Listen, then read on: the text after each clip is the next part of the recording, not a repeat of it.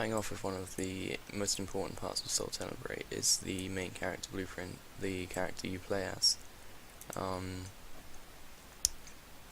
This is currently the main event graph for the character blueprint, and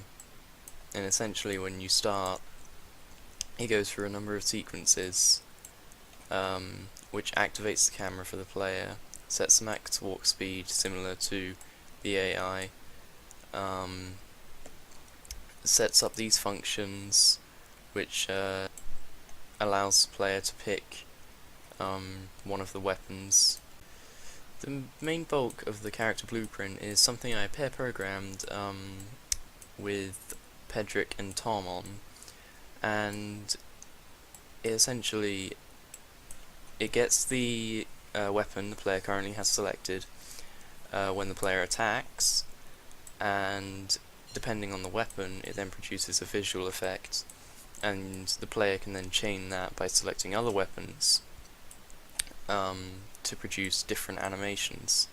So essentially what this AI blueprint is doing is when the AI spawns, it gets its health set to 80, and it gets its maximum walk speed set to a float of 450, and then after taking any damage it gets the current health of the character and subtracts the amount of incoming damage from the source,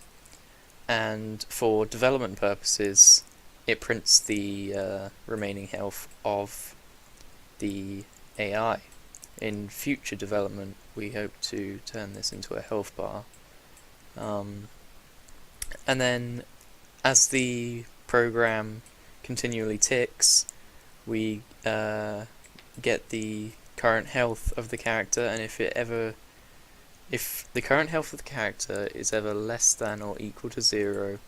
the actor is just destroyed. The AI for the spiders was set up using a follower blackboard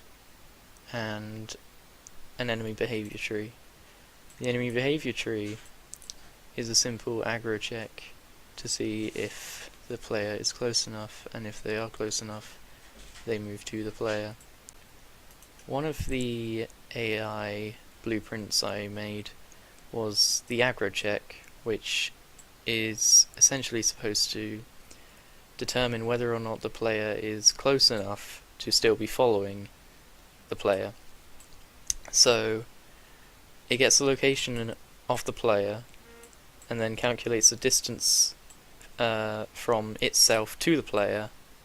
and if it deems itself close enough it will continue following. If not, it will stop moving